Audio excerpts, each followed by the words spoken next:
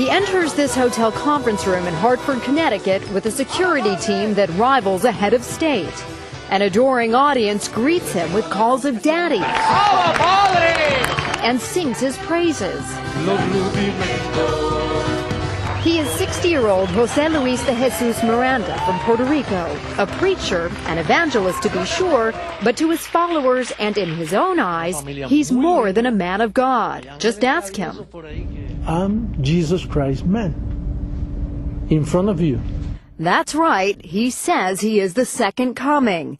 He claims in 1973 he had an epiphany. When Jesus, the resurrected Jesus, came to me, he integrated himself within me. So why you? I don't know.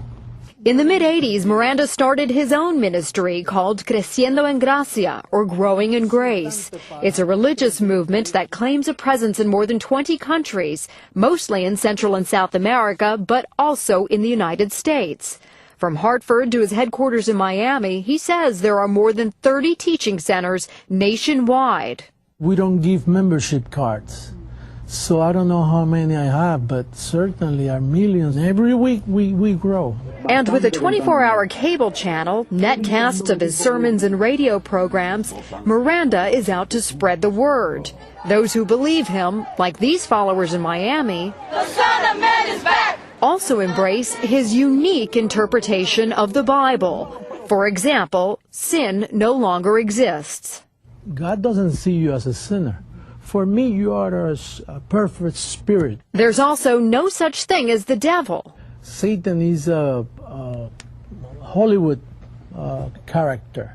As for prayer, he says it's a waste of time, and he calls all other religious leaders liars. The lies began in Rome.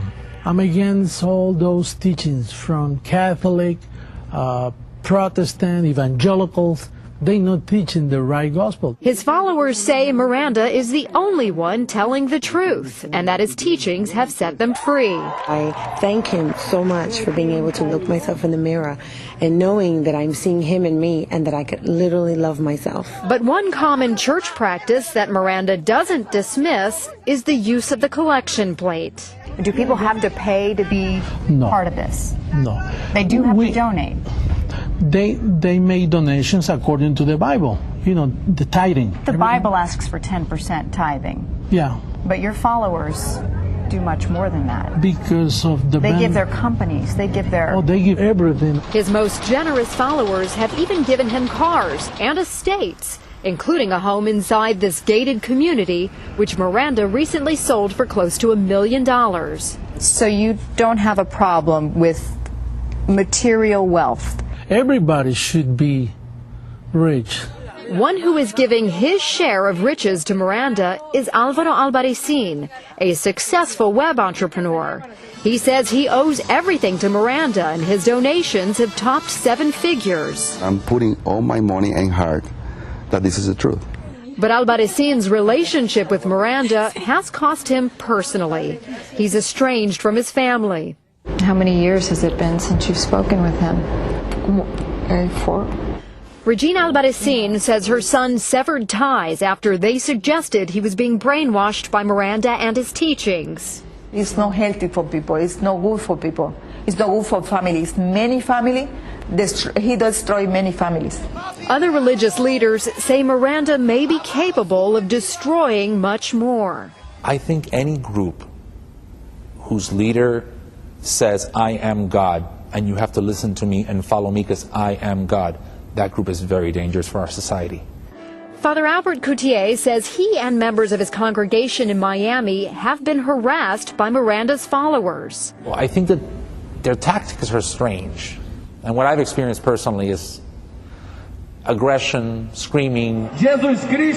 In fact, Growing in Grace admits it has launched a protest campaign against other religions, like this peaceful one in Miami. But other gatherings have become more confrontational. Is there any limit to what your followers will do for you? Well, we try to do it very politely. You know, something might get out of hand once in a while because, you know, some people, they fight back. Do you encourage that, though? I encourage to march for the truth. All this has led some to worry that growing in grace may be a new cult. Growing in grace does appear to fit the primary criteria of a destructive cult.